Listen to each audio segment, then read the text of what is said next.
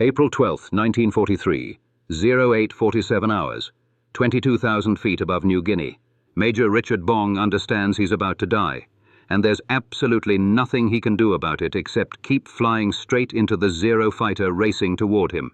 He's 22 years old, farm kid from Wisconsin, best P-38 pilot in the Pacific Theater with 16 confirmed kills. Right now, that doesn't matter. The Zero comes head-on. Combined closing speed, 600 miles per hour. Both pilots fire. Bong's tracers miss left. The Zero fires back. His canopy explodes. Glass fragments everywhere. Wind screams through the cockpit at 300 miles per hour. His left eye, suddenly on fire. Not metaphorical fire. Actual burning pain that makes him scream into his oxygen mask. Blood streams down his face. Copper taste in his mouth. The Zero flashes past, banking for another pass. Bong tries to track it. Can't. His left eye won't open. He covers it with his hand. Now he's flying one-handed at 22,000 feet with a Zero circling for the kill. He looks at his hand. Blood. Glass. Something worse. His depth perception is gone. The Zero appears flat against sky. Distance impossible to judge. Can't aim. Can't fight. Only one option. Run. He shoves throttles forward. The P-38 accelerates. Fastest fighter in the Pacific. The Zero can't keep up. Bong flies 40 minutes back to base one-eyed, blood freezing on his face at altitude. He lands hard, misjudges the runway, bounces twice. The flight surgeon takes one look. "You're done flying, that eye's gone." The shrapnel took his eye, about to take his war. At least, that's what the flight surgeon thinks. Bong has other plans involving theft, lies, and court-martial offenses. Because he's not done. The Zero made a mistake. It left him alive. Port Moresby, Field Hospital, April the 12th, 1943, 14:30 hours. Captain Mitchell examines Bong's face under harsh lights. Glass fragments embedded in the cornea, significant lens damage. You're looking at permanent vision loss, Major. The eye's destroyed. "When can I fly?"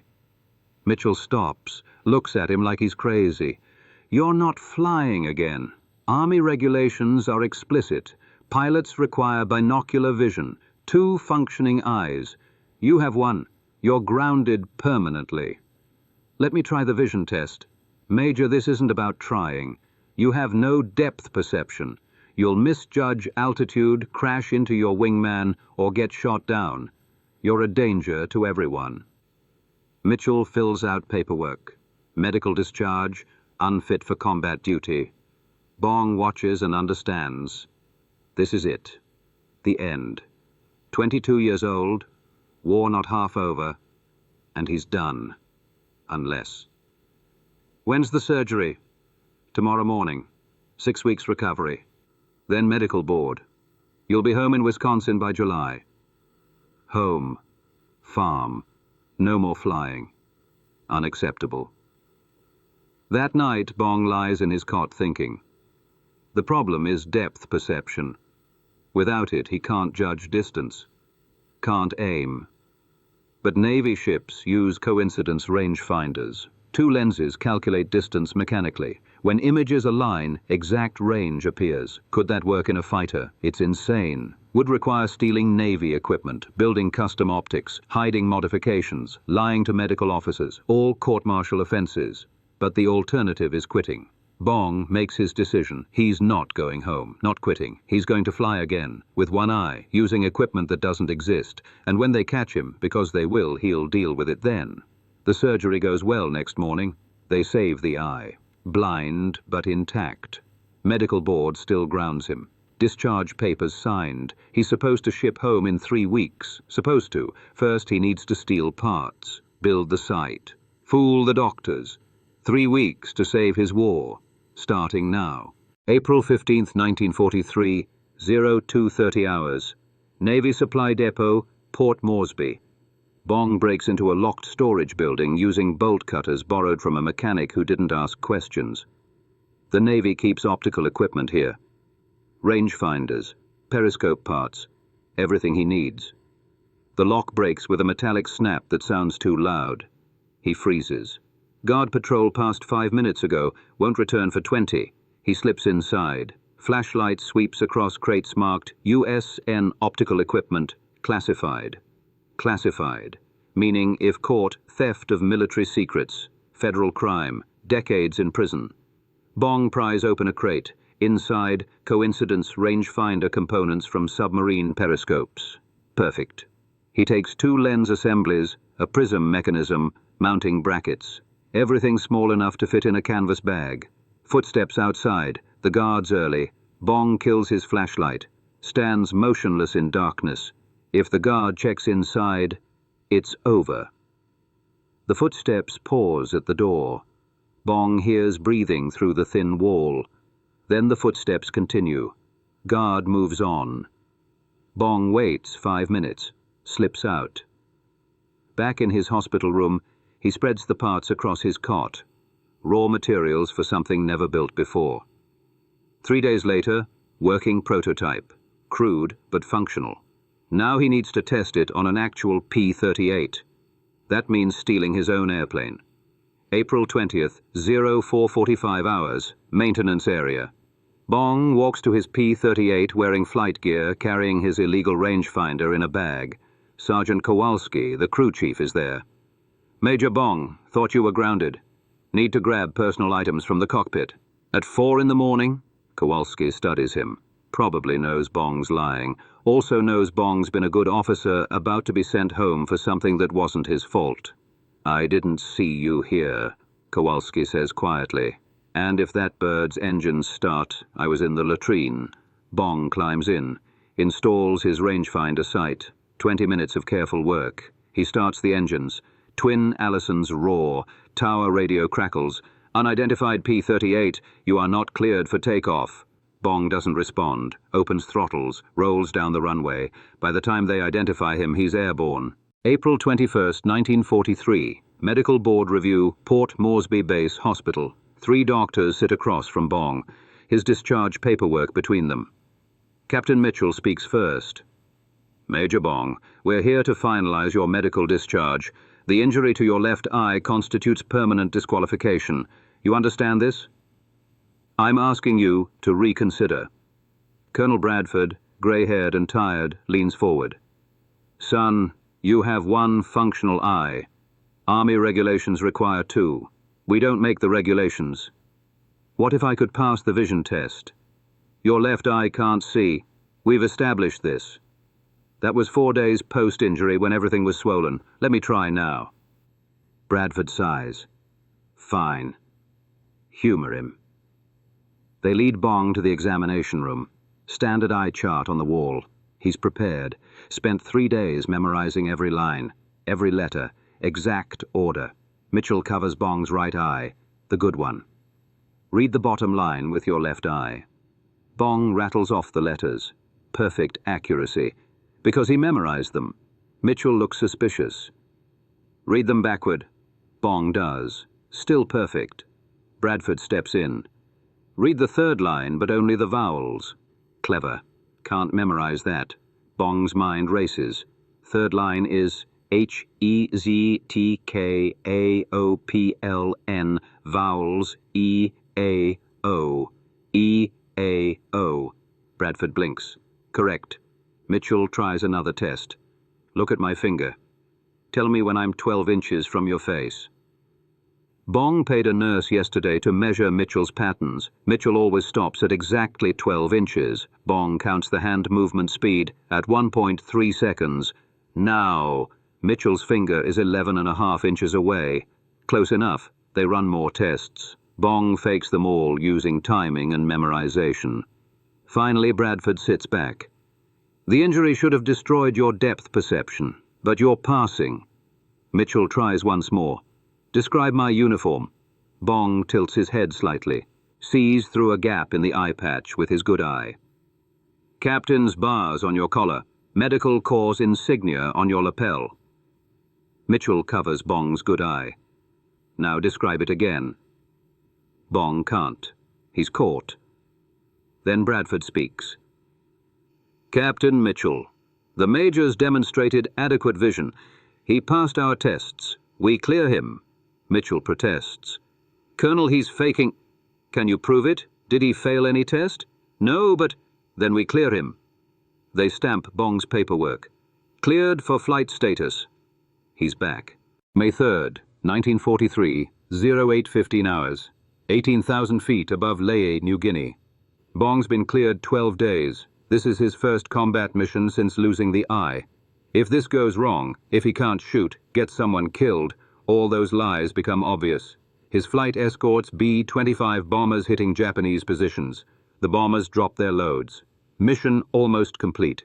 Then his wingman, bandits, 2 o'clock high, 6 zeros. There they are, diving on the bomber formation. Squadron leader, break and engage, protect the bombers. Bong picks the nearest zero. The fighter turns into him, classic head-on engagement. Combined 550 miles per hour. Bong looks through his modified gun sight, sees doubled image of the zero. His thumb finds the rangefinder dial, adjusts it. The doubled images align. Range 800 yards. Too far. 600 yards. The zero fires early. Tracers stream past. 400 yards. Now. Bong fires. His tracers stream into the zero's engine cowling. The zero's propeller explodes. Engine fire. The fighter rolls and falls. First kill with one eye. Wingman. Splash 1-0. Nice shooting, Major. Another zero on his 6. Bong breaks hard right. The zero follows. Bong reverses. Scissors maneuver. The zero overshoots. Bong gets on his tail. Rangefinder tracks perfectly. 400, 350. He fires. Short burst. Tracers walk up the zero's fuselage. The zero snaps into a flat spin, corkscrews into jungle and explodes. 2 kills. 2 zeros using equipment that shouldn't exist. Landing back at base, his squadron surrounds him. Congratulating. 2 kills on his first mission back. His squadron leader, Major Thomas, pulls him aside. Bong, your gun sight looks different. Did you modify it? Moment of truth. Made some adjustments, sir. Improved the ranging mechanism. Does it work? 2 kills today. You tell me. Thomas grins. If it works, I don't care if you painted it pink. Just keep killing zeros. Yes, sir. But Thomas is still looking. Those optical components look Navy issue. Where'd you get them? Bong's stomach tightens. Borrowed some surplus parts. Borrowed. Right. Thomas doesn't believe it, but doesn't push. Keep borrowing whatever you need. That night Bong lies in his cot thinking, he did it. Proved he could fight with one eye, but eventually someone will inspect closely. Eventually his deception will unravel. Question is, how many zeros can he kill before that happens? August 15th, 1943. 4 months later. Bong's kill count, 24 zeros. He's America's top ace. Newspapers write articles. His hometown throws parades. But success brings inspectors. Colonel Harrison arrives from 5th Air Force headquarters to review equipment modifications. He examines P-38s on the flight line, gets to Bong's aircraft, stops. Whose plane? Sergeant Kowalski. Major Bong's, sir? Harrison climbs in, studies the gun sight. His face hardens. These are Navy rangefinder components. Classified. Where did he get them? 30 minutes later, Bong stands at attention. Harrison, your gun sight contains stolen Navy equipment. How did you obtain submarine periscope parts? I fabricated them, sir. Harrison pulls out technical drawings. These are precision ground. You stole them. Naval intelligence wants answers. Bong stays silent. Theft of classified materials, unauthorized modifications, both mean court-martial. What do you say? The equipment works, 24 kills. That's an admission you've flown 4 months with stolen equipment. Yes, sir. Why? Moment of truth. Bong chooses honesty. I can't judge distance with standard sights. Why not? I lost my left eye in April. I'm blind on that side. Silence. You've flown combat 4 months with one eye? Yes, sir. How did you pass medical? I faked the tests. Harrison stares. You faked clearance, stole equipment, modified your aircraft, because you refused to quit? Yes, sir. Harrison rubs his temples. Biggest regulatory disaster I've seen. I should court-martial you immediately. Yes, sir. Explain why I shouldn't. I've killed 24 enemy fighters. My squadron needs me. The equipment works. The regulations are wrong. Long silence. Harrison walks to the window. I'm calling General Kenney, above my authority. Bong waits an hour alone, thinking about prison. Harrison returns with General Kenney, 5th Air Force Commander. Sit, Bong. Kenney. Harrison explained everything. One eye, stolen equipment, 24 kills, more than any pilot here. By regulations, I court-martial you. By results, you're my best pilot. Those facts conflict. Yes, sir. Command decision? You stay on flight status. Modifications retroactively authorized. Clearance stands. But conditions. First, everything's classified. No one discusses it. Ever. Second, you train pilots in ranging. Legal techniques only. Third, if you crash from depth perception failure, this conversation never happened. Understood, sir. One more thing. Japanese aces have 40 kills. You're beating that number. You're becoming America's top ace. That's an order. Yes, sir. Dismissed. Bong walks out. He survived regulations, survived discovery. Now he just has to survive combat. May 1944. Bong's at 28 kills. Another P-38 pilot's hunting him. Major Thomas McGuire. 24 kills and climbing fast. Aggressive, reckless, determined to become top ace. The press turns it into a race. America's ace race. Headlines track both pilots' scores like baseball statistics. Bong doesn't care about racing. McGuire does. August 1944. Bong hits 40 kills, more than any American pilot ever. Army wants him home. Don't risk losing the propaganda value. Bong refuses. I'm not done. Kenney intervenes. Let him fly. September. 3 more kills. 43 total. McGuire's at 38, pushing harder, taking shots he shouldn't, flying too aggressive. December 17th, 1944. Bong's on leave when news hits. McGuire scored 5 kills in 1 mission, 43 total. Tied. Press erupts. McGuire tells reporters, I'm breaking the record next mission. Bong returns to the Pacific immediately. Not for the record, because he knows what's coming. McGuire's going to do something stupid. January 7th, 1945. Philippines. McGuire leads 4 P-38s on patrol, spots Japanese fighters, attacks, abandons wingman position to get the kill. A Zero gets on his tail. McGuire tries a low turn to shake him. Too low, too aggressive. P-38 stalls at 200 feet. No altitude to recover. Crashes into jungle. McGuire dies instantly. 38 kills, 5 short. Bong hears the news. Feels sick. Friend. Rival. Dead, chasing a number that doesn't matter. Race over. Bong wins by default. Feels hollow. One final mission. January 10th. His last kill. Number 40.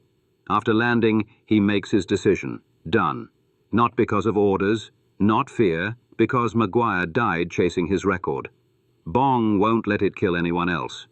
He grounds himself. Kenney. You could hit 60. 40's enough. McGuire died trying to beat me. This ends. February 1945. Ships home. Parade. Medal ceremony. MacArthur pins Medal of Honor on his chest. Citation doesn't mention the eye, doesn't mention stolen equipment.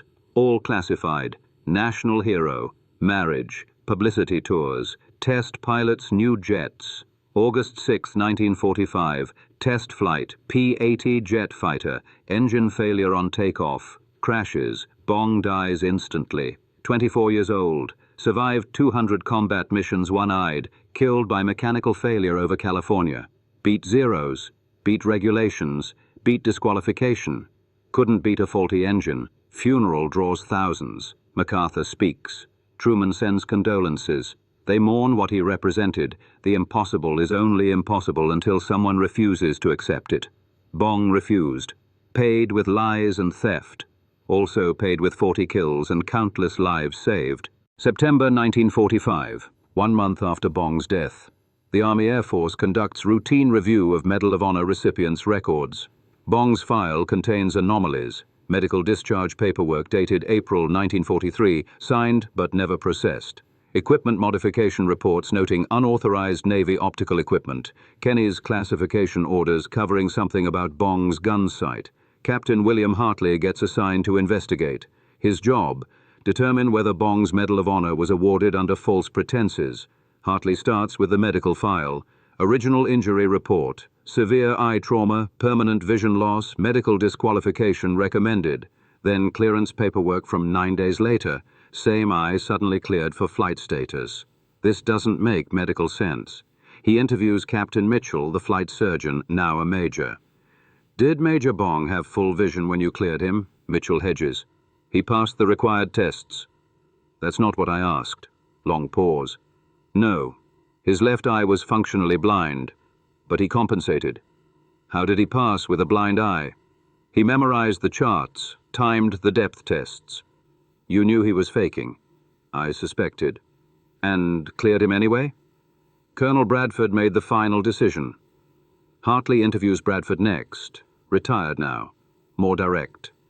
Yes, I knew Bong was partially blind. Yes, I cleared him anyway.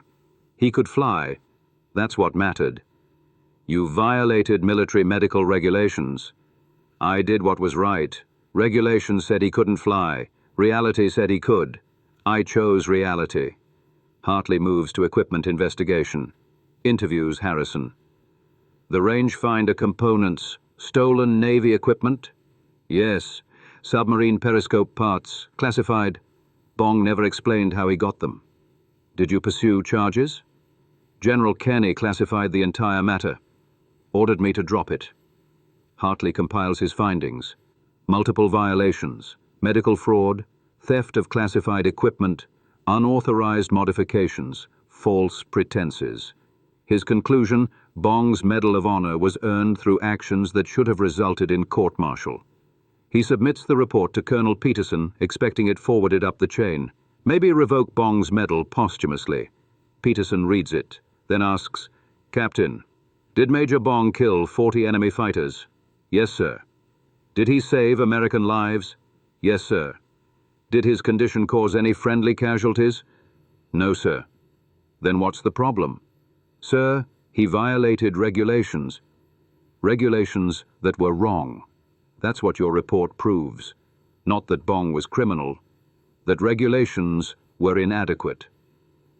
Peterson takes Hartley's report, stamps it, classified no further action, files it away.